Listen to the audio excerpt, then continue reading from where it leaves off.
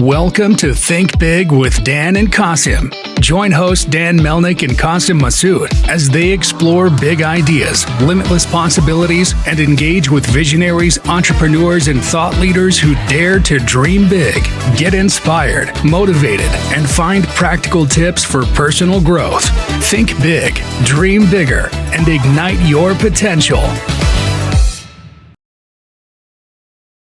Welcome to Think Big with Dan and Qasim, and our guest today is Ginger. So, Ginger, if you want to go ahead and introduce yourself, tell us where you live and what you do. Hi, Dan. Thank you for having me on the show today. My name is Ginger Menown. I live in Houston, Texas. I've had a career of building and scaling and transforming companies, Fortune 500, all the way down to various stages of startup. So my ventures is GCCM Ventures. So, and also I build my own startups. So anyway, as you can see, I am, I think what we call ourselves serial entrepreneurs. We love helping others and doing it for ourselves. Awesome. And you're based in Houston, Texas, correct? Yes. So in terms of, scaling up companies, obviously there's so many different ways to do it. I'm just always curious, right? Like, how did you get into this field? Like, what made you want to go and help scale companies? It's interesting. When I was a senior partner at KPMG when I exited the bigger platforms, and that was back in October 2016. So it's been a few years. So it was before the pandemic. And it was interesting because, even with the bigger companies, they need help. They're growing, they're building, they're doing M&A, they're transforming. You've got all types of market cycles, having crisis. And, as I have done that for years, you're entrepreneur at heart when you're doing that. But then I thought, I want to just get out and do this for myself, build my own companies, but then also help others do the same, take all this experience. So as it relates to my career, it's been a part of me for years. And you can imagine, larger companies, as we go through market cycles like tech and AI, you've got to pivot. You're always pivoting, but it's probably not as clear, to the folks that are not inside the companies. But that's always ongoing. So now I take all of that knowledge and I help other people. They're starting their platforms. And, largely there's folks that have, say, a very strong tech background, product development background, but they've never built a business. Or maybe they had a business, but what they're entering into is something totally different. And so I've worked across all industries and follow all the market cycles and think about, okay, how do we structure this? How do we, take the product and directions the market's needing? And then also you're wearing an investor hat. So it's your competition, your investor, your consumer, and your industry. Right. Well, tech and AI is a huge, as we all know, is a very huge focus. And the great thing about AI is helping us improve our workflows. So a lot of focus around helping companies think about that because that will help them be more efficient, help their consumer group, and also that maximizes efficiency, which lowers their cost. For sure. Yeah. And I think that there's so many different ways that you can implement technology and AI, especially now as we're entering 2025. So I'm curious, like in terms of, you mentioned kind of your experience, and I'm just curious, like more specifically, in terms of certain verticals or kind of like how those examples actually help companies within those verticals. Yeah, no, great question. Over the years, we've seen technology develop over time. So think about how you had various different software packages, especially with some of the larger corporations where you had to bolt them together, as we would say. Now we use the terminology API integration.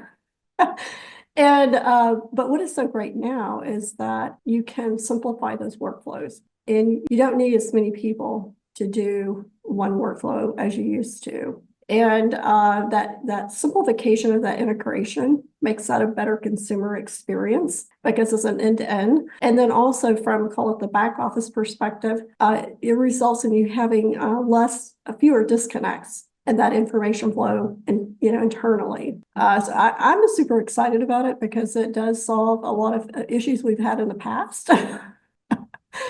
Now, as we all know, depending upon the size of your organization, if you're a larger company, it takes a little bit more time to integrate those aspects and pivot because you already have huge information systems. However, for startups, what is so great is you're often starting with a clean slate. Even if you start with some basic software, but then you grow, you can easily transition to another software. So there's a lot of benefits if you are smaller to adopt and integrate and also have, tech folks help you evolve that over time. Yeah, I think when you're small, I've seen companies now where you can even have like AI employees. I mean, is that something where you feel like, nowadays you can have like a pretty lean team because of AI, for example? Yes, I think there's a lot of conversations about, your workforce. It does reduce aspects of administrative workforce. Maybe that was in play.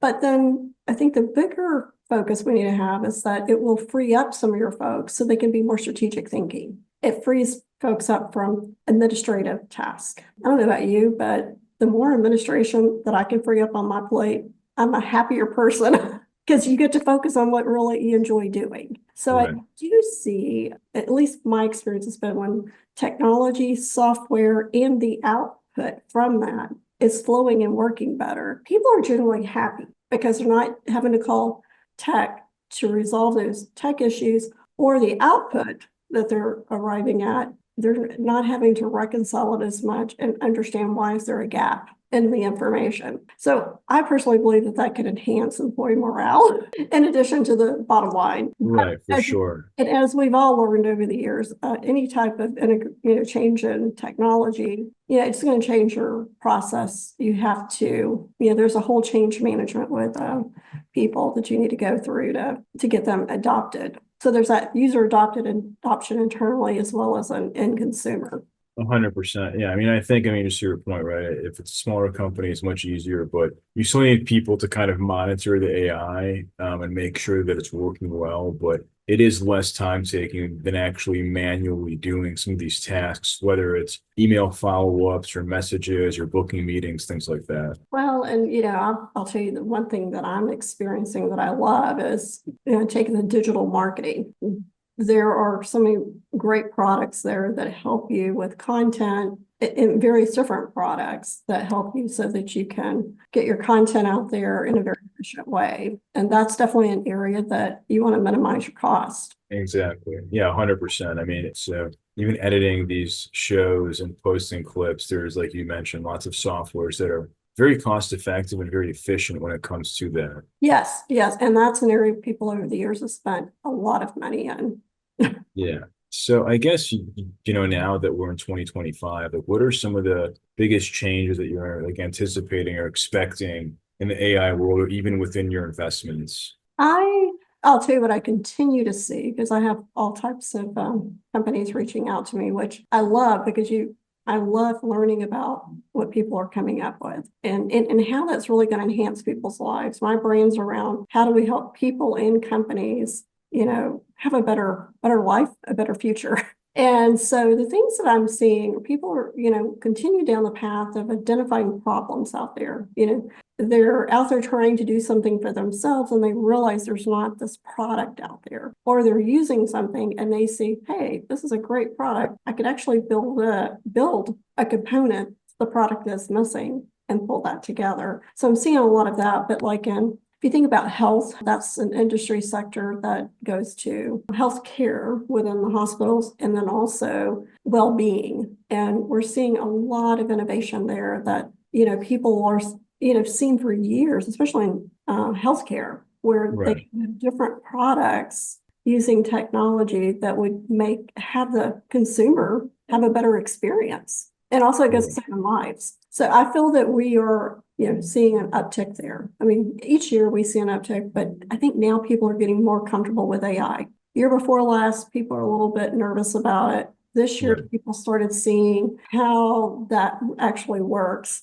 And, Microsoft Office and their Copilot product, a lot of folks got to experience that. And it was interesting. And through all of my conversations, to me, it seems like that is one product that was probably widely used. People are going, okay, this is actually helping me. So I do believe they've been able to build some trust that has now people are going, okay, let's step out. I think we can trust AI and there's some benefits there. So I think that we'll see more this year.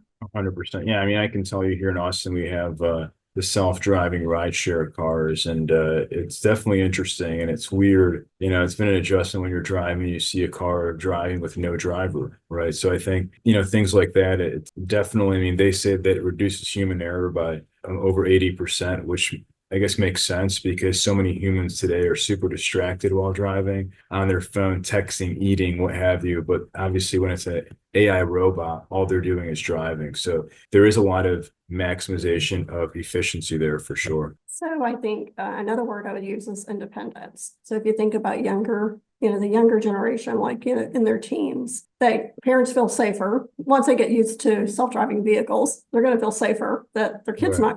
not coming. And then also for the aging population, where they get to the stage where they're not able to, drive, or they don't feel as comfortable driving at certain times of the day, that allows for them to be more independent and not rely upon someone. Exactly. Yeah. I mean, yeah, definitely can improve safety, and yeah, because it's just like a robot and all they're doing is driving you. There's not going to be any issues of harassment or anything like that. So I guess from your standpoint, right, like you are doing lots of different projects right now. What are you most excited about for this year in general, like in your personal projects? I'm most excited about the projects that are helping people improve their lives. Awesome. And that could be them, them physically, things that will help them physically improve their day-to-day through well-being as well as through healthcare. Because in both of those areas, if we can improve, then we have a better life. For sure. So what would you say is like the one biggest piece of advice that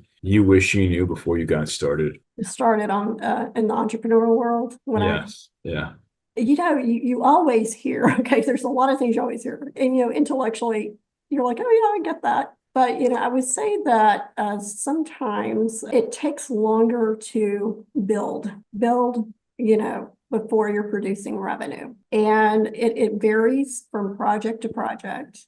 And, a lot of it, as you know, goes to market timing. That could be consumer, it could be capital markets, or we have like life-changing events like the pandemic. There are different things that can slow your projects down, or it just becomes no need at all. And I don't think probably fully appreciated how quickly that could either start or stop.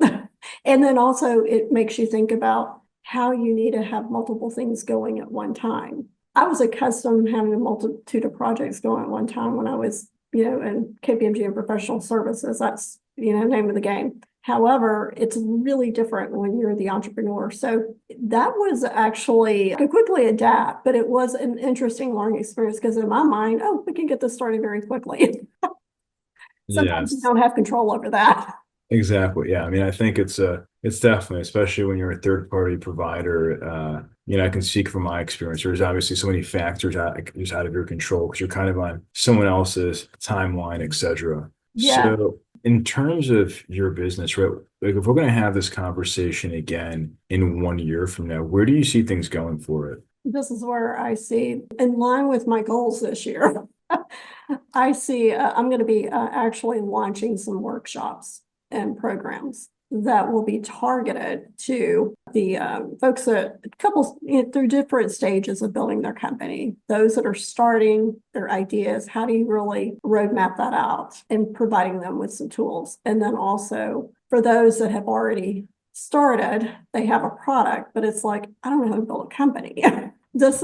So all of this kind of aligns with all of the conversations I've had with people and how I help them one-on-one and advising them. But now I'm seeing a need to have some programs so that people have some baseline to get started with. And I see value there. I feel like that will help us produce more companies too. Amazing. So in terms of your workshops, your business, if somebody watching this wanted to be part of your workshop or work with you, what's the best way that they can find you or reach out to you? Yes, Ginger at gingerbenown.com. Awesome. Well, So, Ginger, yeah, go ahead. to complete the final thought, the question that you had is, Sure. by the end of the year, I see me work, having that scaled and operating very, very well to help people. And that's going to give me a lot of joy to help more people. And because there's only so many people I can help, through one-on-one.